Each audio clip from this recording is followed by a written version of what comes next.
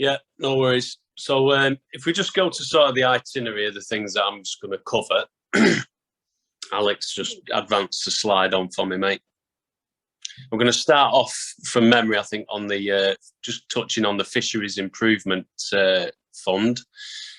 Some examples of projects that we've done in GMMC, and encourage you really, if you've got ideas for projects and stuff, to use that resource. It's a tremendous project pot that's there for angling trust clubs to make use of.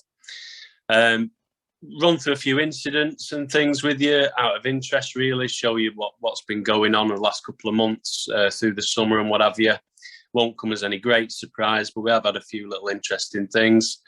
A little bit of an enforcement summary, and also a little bit later on in the presentation, we've got some signage that's been put together by our national team, all paid for by rod licence money. That again is free to any club, but it's with a focus on anti-poaching, fish removal, fish theft. So, you know, basically getting those messages out there. Also closed season signage, but it's, you know, we'll run through that a little bit later, and then on to local team changes. So sorry, I've skipped the wider organisational themes out, just what's happening in the Environment Agency Fisheries world on a national platform. And then we'll go back to local team changes. So onto the Fisheries Improvement Fund. So really, this is a case study of a local club. It was Newtonley Willows Anglers that put a bid in for the Fisheries Improvement, for some money from the Fisheries Improvement Fund. They had an idea that they wanted to improve one of their sort of complexes, which I think it's got about 3, maybe 4 pools on it, with the idea of making it more accessible to less able anglers, to junior fishermen. It was good as it was. You know, the pegs were nothing more than sort of paving slabs. The pathways were lots of routes on there, you know, obstacles and things like that. So they had a very young, motivated chap, John Austin, who decided we're going to look at the Cowhay Pools complex and see if we can get this money to do these access improvements. So he filled out the form and he was awarded £5,000 from the fund. His bid was successful. And again, so I'm not going to cover all ground, but that was the raison d'etre of his bid, was to improve access. Everything was sold on the inclusivity of angling for all people, less abled anglers, and they've made a really, really good job of it. So to sort of sell that project and sell what is possible to you, and perhaps you will all maybe have an idea of maybe access improvements or something that could be improved at your fisheries, then I would urge you to make use of that pot of money and put a bid together. It is rod licence payers' money. It is there on one side. It's allocated to that fund, and it is there for you to make use of. So yeah, get your thinking caps on, and I'll show you now what Newtonley Willows anglers have managed to achieve and the sort of standard of the works that they've completed with really what is quite a modest amount of money. Newtonley Willows contributed man-time labour to the project, so that was on top of the 5k. They had a friendly plant hire person through a member of the club, which was plant contributed at reduced rate, and basically they kept all the bills and whatever and delivered the project, the entire project, I think for 3 lakes for the 5k. So if you just jump on a slide there for me, Alex. Yeah, this is obviously the map of the amount of pegs. I'm not entirely sure, but I think they've managed to do about in the region of 25 to 30 pegs throughout the whole complex, and also managed to pay for this nice flashy sign. But if you just jump on a little bit, they've made some double pegs as well out of timbers and scaffold poles, proper platforms with kickboards at the front. Just go back one, mate. Alex, you just rattled on a little bit too much. That's it. So they've ripped all the old rotten pegs out and built proper good platforms with a kickboard at the front, which is to British disabled anglers sort of standards, so people are not rolling in off wheelchairs and what have you. Again, properly sturdy construction with scaffolding poles, etc. Go on, Alex. And then they have put proper timber pegs at the front there, again with the kick rails, but they have put proper made paths in leading up to them, so that people who are struggling for walking and things like that, or pulling trolleys or wheelchairs can actually, it's all level, it's all flat, it's all proper crushed rolled stone. Made a really, really good job of it and improved the access to those waters no end. So well done, Newtonley Willows. I think there's another slide with a picture showing that this was partial complete of a run of pegs, and that is the completed run. Brilliant job, really, really good. Improved that fishery no end. So yeah, there are other, but basically, if you have an idea, get it down on paper. If it will improve your fishery, get a bid in for it.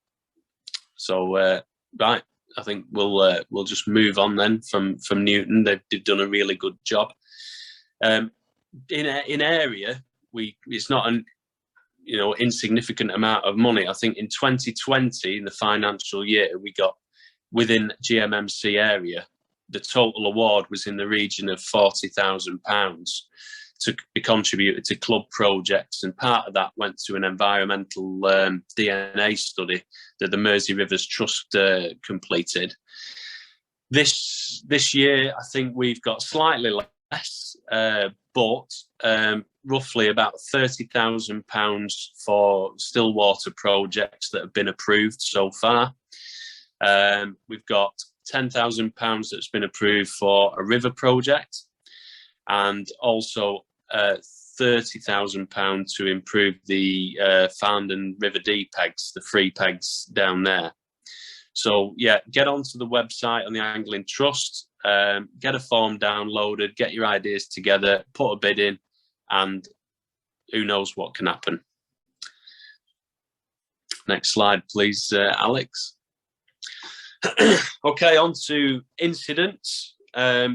In addition to the sort of usual illegal fishing and unlicensed fishing incidents, we've had a few sort of unusual, I would say, occurrences. One of the ones that sticks in my mind, and I believe it might have made the Angling Times, is we had a large number and very large individuals of bream stuck below a V-notch weir in Lee, just below Pennington Flash. Now, I think we were looking at the report that was made to us was about 200 fish in the sort of £4 to £8 bracket. We had a look and decided that in the fishers' interest, because they were in quite shallow water, we believed that large shoal of bream had actually moved out of Pennington Flash and migrated down Pennington Brook at spawning time when the flows were considerably higher. And then as the water levels have reduced, that shoal has started to make its way back up the river and then become stuck below a V-notch weir. And it's also put a bit of a pin on the map for me in terms of the passability of that structure, and that we'll be looking at maybe making some improvements to that old gauging weir to try and make it more passable to the bream. They just didn't have sufficient, the bodies were so big, and the sort of strength that it needed to push up against that water flow coming over that V-notch, they just couldn't make it back. So we ended up putting a netting team in there for 2 days, one Friday and one Monday, where I think we netted out about 150 large bream and drove them then up to the Pennington Flash and released them. So that was one of the more unusual sort of summer incidents that we've encountered this year. And again, it's just highlighted the importance of the passability of structures, and how much fish will come out of still water bodies when flows are high, and utilise connected watercourses. So that's me posing with one of the bream that we decided to relocate. Obviously, they were highly visible where they were.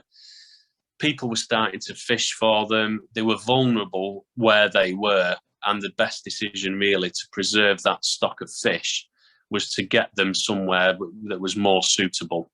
Obviously, they were attracted to that area because of the oxygenated water, but they definitely stood a much better chance of being left alone and unmolested, being returned into the Flash.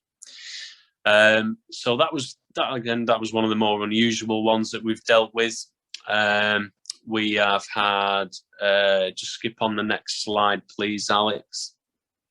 I think we have had, that's James with one of the bream that was returned to the Flash. James is one of our new recruits. So that just gives you a sort of idea of the size, really. They were substantial fish for what is quite a small watercourse at that point in the catchment. So go on, Alex, please jump on one. Our more familiar sort of summer incidents. This is Stamford Park, fish in distress. We ended up putting aeration out on there. Again, we've still got all our pumps and our gas cylinders and aerator pods, and the angling club sort of sent the maroon up that all the fish were struggling. So we deployed aeration on there for about 4 days just to get them through the worst of it. Very shallow Park Lake, former Victorian boating lake, quite high stock density, and the fish starting to struggle in the sort of the shallow, weedy water. So they spotted it, and we put out our aeration on there. Next slide, please, Alex.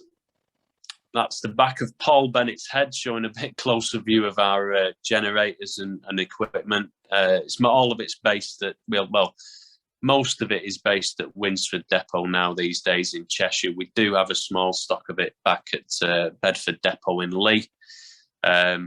Usually we can deploy it within a couple of hours to wherever it needs to go. But that's still all there, still available to clubs that require it. We are trying to push clubs into at least getting some form of temporary aerator. It may be the case that you may notice that fish are in distress a lot earlier than we can attend. We may be busy dealing with something else. We may have limited staff on. At least if you have some form of water pump and a simple spray bar that you can just start breathing a little bit more oxygen into your fishery and buy yourself a bit of time. It could be just simply a petrol pump. It doesn't have to be a gas generator like ours. Any form of aeration is better than none. So that's a sort of little message there. If we skip on to the next slide, this is blue-green algae in St Helens. I've been doing an awful lot of sort of fishery management advice and working with St Helens Angling Club on trying to combat this blue-green algal bloom. This has been ongoing since, believe it or not, November last year. Exactly what type of algae it is, we are still unsure. It is a blue-green. It is extremely persistent. There is something about the chemistry of the water in that particular arm of that catchment that makes it extremely persistent. The bloom started in the winter. It only started to appear in sort of November. We had a brief respite where it started to look a little bit better just after Christmas. And then as soon as the day length started to increase in sort of early February, it was back again with a vengeance. Now, the Angling Club have introduced barley straw bales. They've took on board my advice of breaking it up into sausages to give it better contact with the water. They have suspended it at the surface air interface where the biological breakdown is optimum. And still this stuff keeps perpetuating. The barley straw, I've got a lad in our analysis and reporting team that's actually looking into the lake and the lake above it in the catchment as a case study for his Institute of Fisheries Management diploma. And he informs me that the algal cells are smaller since they've introduced the barley straw, but they haven't completely disappeared. So this is very much a work in progress. And normally barley straw will sort out and control blue-green algae, but this one seems to be an extremely persistent variety. So that is of interest, or may not be of interest to you. But that just gives you kind of flavour of what we're sort of what we're about and what's been happening throughout the catchment. Next topic, please, Alex. Enforcement. So since COVID arrived and you know, we had to don all our extra PPE, it really did encumber licence checking to a fair degree. I didn't enjoy wearing all that PPE, as you can imagine. It's bad enough walking around in a vest and a tactical vest. It's hot enough. But when you add that to add a face mask into the mix and a visor into the mix, and nobody can hear a word you're saying, it's extremely frustrating. But nonetheless, we did get out, less than pre-COVID, but we did get out, and we were still actively checking licenses. Next slide, please, Alex. Nationally, so this year's Clampdown 9, which is the initiative for the closed season patrols. I think there was about 600 or so patrols conducted. This is a national statistic. So nationally, 608 patrols were done in the closed season in the first 10 weeks, and that yielded 214 offences. Within area, it did seem that every time we had a closed season patrol, there was very few people out on the bank. I managed to get out on the Dee a couple of times and on the Mersey. The Mersey, I don't think there was anybody fishing in the closed season when we undertook a couple of boat patrols on there. The Dee, I did have a couple of offences. I think we probably did about 7 closed season patrols by boat and others on foot. The exact number I can't quote to you. But that's just a little update on what's been happening on the closed season and Clampdown 9. Next slide, please, Alex. This was one of our River Dee patrols. This is Ashley Tether from Cheshire Police's Wildlife and Rural Crime Unit. They're very proactive in working with us. We've been out regularly, or quite often on the Dee with them, and in other locations. Very, very keen to work with us and get out. On that particular day, I believe the VBS were also out with us, and I believe that was a day when I think I had two closed season offences, one of which was a rod licence offence as well. I've not had any outcome on those cases yet because they are still in process. But yeah, so we have been out. We have been booking them, and if you just pop the next slide on, this is a group photo. It was a bit like it was a cast of thousands for that particular boat day. We had the council enforcement boat out, Cheshire West Council enforcement boat checking boat licences, Cheshire Police Rural and Wildlife Crime Team, a couple of vehicles, couple of police vehicles. We had the Voluntary Bailiff Service Fisheries Enforcement Support Service out with us. They were eyes and ears looking at where people were perhaps fishing. They went and checked the canal at Chester as well. So good turnout on these organised events. Next slide, please, Alex. Onto my free fishery signage. Yeah, so I think I mentioned earlier when I was just running through sort of the itinerary, it's all funded by rod licence money. It is free to angling clubs and Angling Trust VBS volunteers, anybody who can make use of it, really. It's current livery. There is a mixture of polycarbonate signs and metal signs. Some are designed to go on a post, some are designed to be flush fit. I think there's a picture of them on the next slide that might make a little bit more easier to understand if I actually talk about them while looking at them. So there we go. So top left is one of our polycarbonate closed season signs. Obviously, it's no longer closed season, but we still have a stock of these coming for next closed season. Feel free to drop me an email. I'll share my email address with you after the presentation, and you can come and collect these, or we can get them out to you in readiness for next closed season. If you've got a stretch of the river that you want to advertise that it's closed season, get these up. They are polycarbonate. They do make a lovely thwack sound when hit with a low caliber air pistol or such like, and they go straight through them. So they're really only designed to last a season. The metal ones, so top right and bottom left, are metal signs.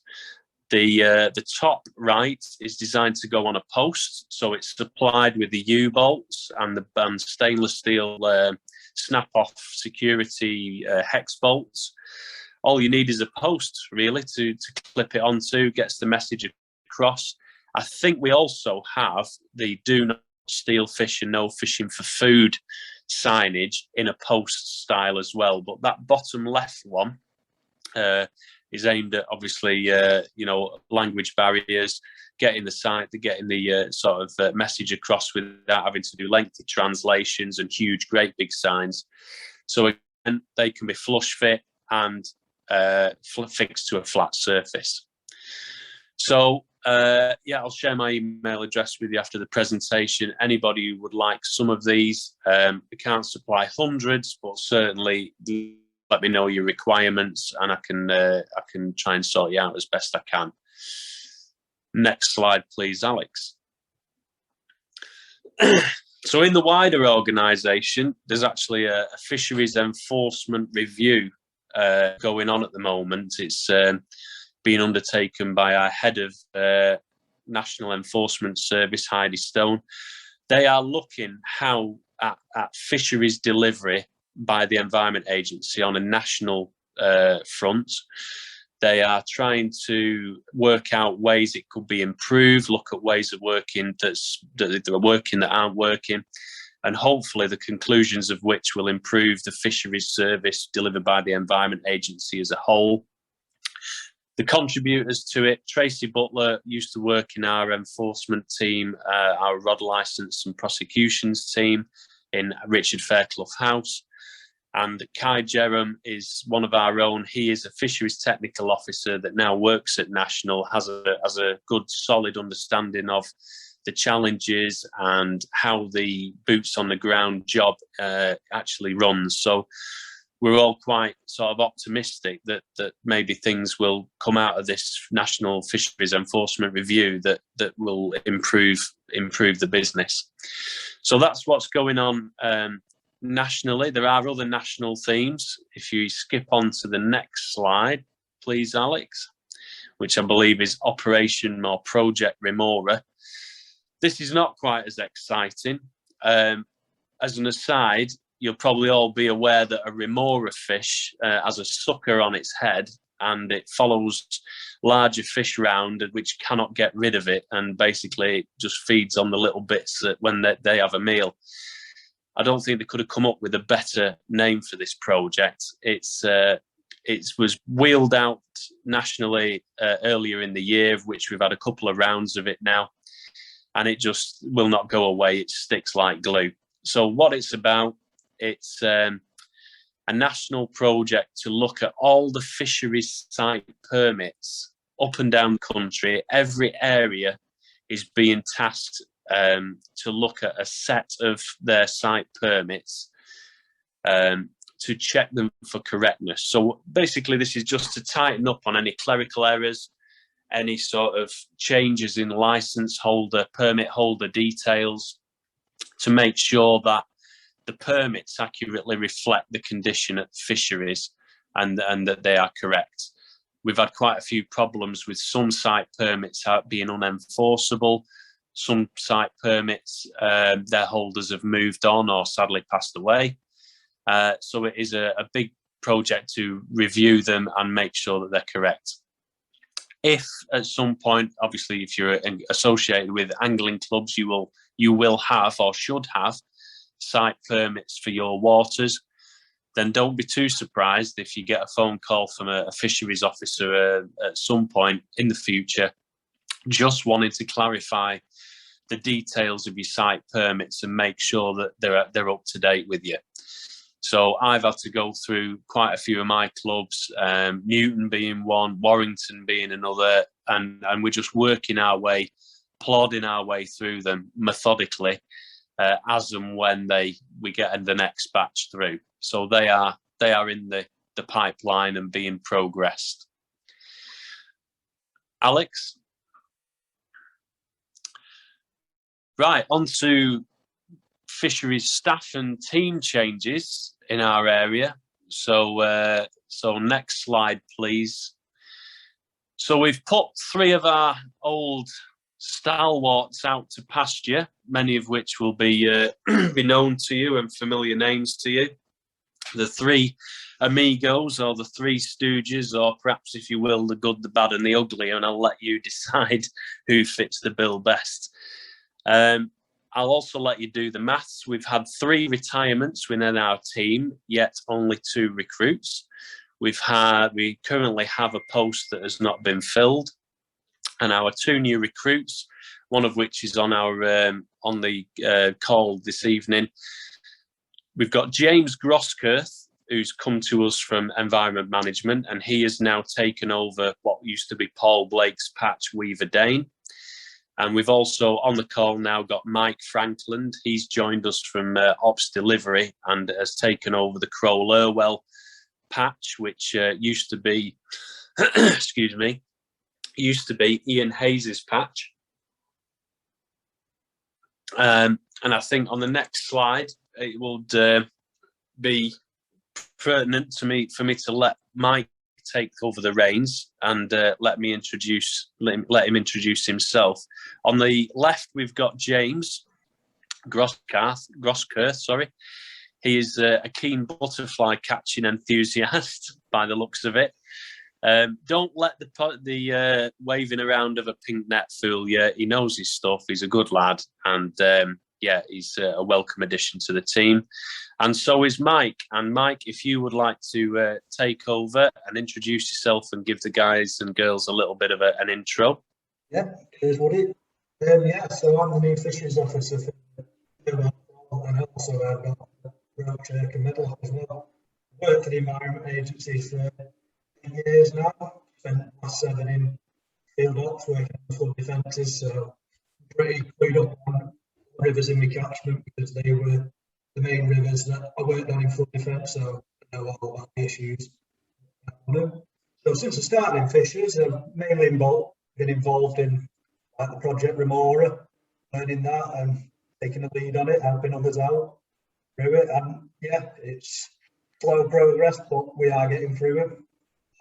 Also, I've been working on the fishery improvement funds, like learning about them, getting used to how it works, and speaking to clubs, giving them advice, and keeping up to date and how the applications are progressing. Like Ian said, it's a really good way to get funding for your club. I didn't realise it was available to the joint fisheries, and now, yeah, it's a no-brainer to me for clubs. It's a great incentive to get improvements on the lake. Also, I've been working on my SAFA warrant, so hopefully, fingers crossed, in the near future, I should be warranted and should be able to get out checking rod licences with the others. And also, I've been getting out to some clubs in my catchment finally. Been itching to get out and meet people in the area. Been giving advice and guidance on all the issues that they've been having, and I hope to get out more soon and beat the rest I haven't been and get round all the other waters in my area. Out work, I'm a keen angler. I've been since I was a kid. Been in most clubs in Cheshire, cat fishing all over like the new norm these days. But yeah, it's my passion and I love everything about fishing. So thanks for listening to me, and I hope to meet some of you soon. Brilliant, thanks, Mike. Awesome. I think if we just move on, I'll sort of closing the presentation. Last slide or next slide. That's fine. That's great. So currently in Greater Manchester Merseyside Cheshire Fisheries Team, we've got our team leader, Paul Siddle. Below him, or an equivalent level, sits our technical specialist, Kevin Nash. And then that's what it looks like on the ground these days. We've got 6 fisheries officers. James and Mike are obviously our additions, and then we've got myself, Graham, Trevor and Paul Bennett, which I'm sure will all be familiar to you. On a last note, and lastly, it's with a great deal of sadness that I've got to share the news of the passing of one of our fisheries colleagues, Darren Bedworth, with you. After incredibly short illness earlier this year, I'm sure many of you will have spoken to him or dealt with him at some time or another. In latter years, Darren was the technical specialist for Cumbria and Lancashire fisheries team. However, he was my team leader in fisheries in Greater Manchester Merseyside Cheshire for a good number of years. Incidentally, when the Mersey Gillnet case came off, he backed myself and our team all the way with it, and I dare say we wouldn't have been able to carry out that successful operation without him. He was a fisherman, a family man, and absolutely fisheries through and through. And he's done a tremendous amount for the world of fisheries, and he will be greatly missed. So on a rather sad note, I have to sort of conclude with that news. But yeah, Darren Bedworth.